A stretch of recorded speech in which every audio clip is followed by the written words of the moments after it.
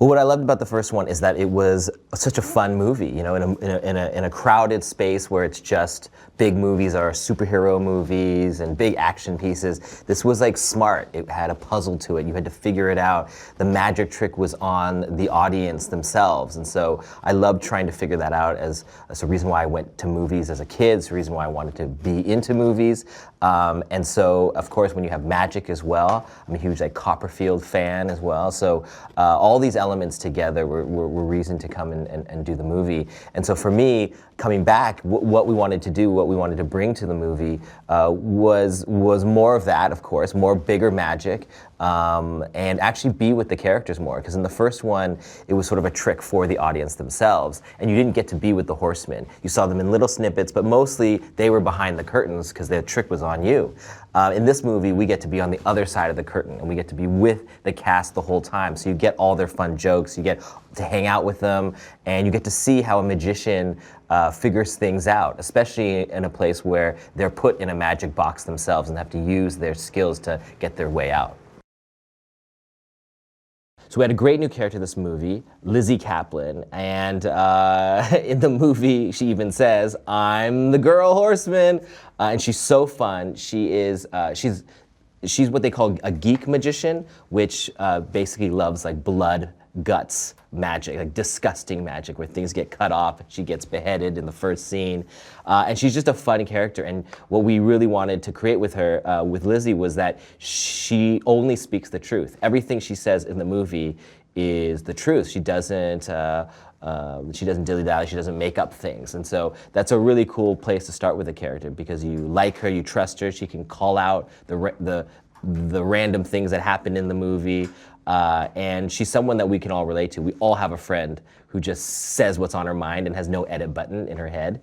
And she's fun, and she actually loves magic. She's kind of like me coming into this movie. She's a fan of all these magicians. And so putting a fan into this group where you have Woody and Jesse and Dave and Ruffalo coming at you, and you know, especially being a woman in an all-male group here, you have to be tough, you have to be sharp, and she is, and all of that.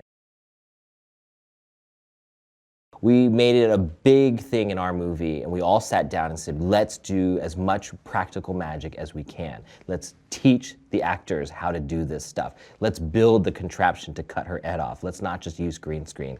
Let's build the 3-card Monty and actually have them disappear so we don't have to cut away from the shot itself.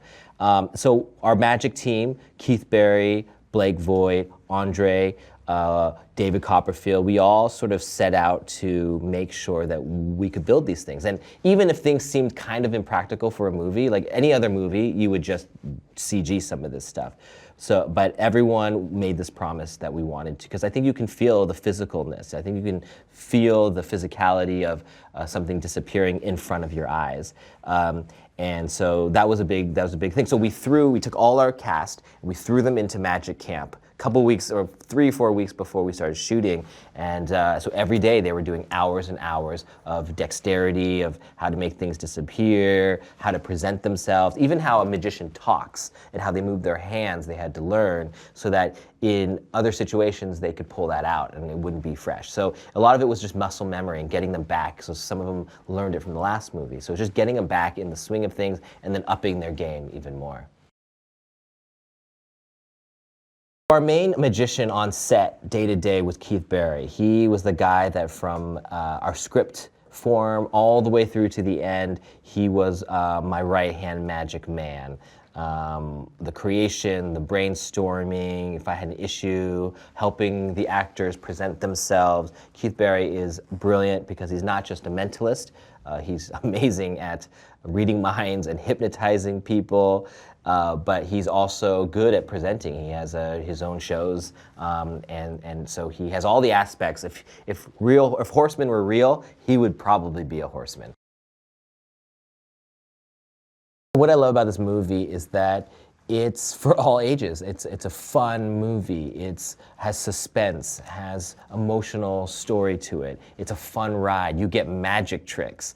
You get some of the best actors in the world some of the sort of legends and also upcoming legends. So all these things combined create a movie experience of why you go to the movies. You want the spectacle, and then you want to feel for these characters, and you want to hang out with these characters and just have fun with them. So all these things in a magical world, from London to New York to Macau, all sort of wrap this movie up in this fun package that if you want to have a fun time with your friends, your family, you want to go experience something that'll get you jazzed after and talking about it after and trying to figure it all out and have a puzzle in your head, this is the movie to go to. This is the reason I love movies growing up. These are the movies that I always aspired to make, when everyone can come together and experience this together and then talk about it afterwards and try to figure it out. So that's what we tried to make. I think that we did, and I think whatever age you are, wherever you come from, whether you like magic or not, you're going to find something in this movie that you're going to have a really good time in. Ryan Reynolds said that Deadpool will be the last comic book character he will ever portray. However, he is open to Deadpool sequels and/or cameos.